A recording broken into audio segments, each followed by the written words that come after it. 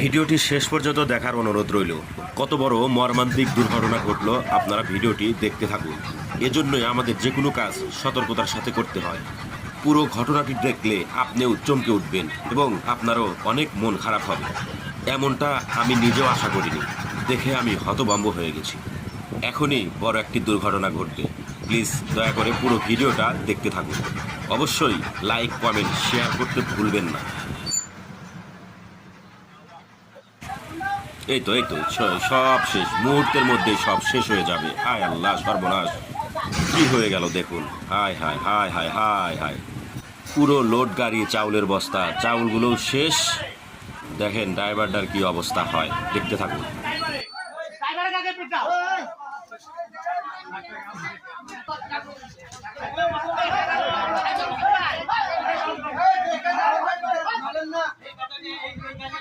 অবস্থা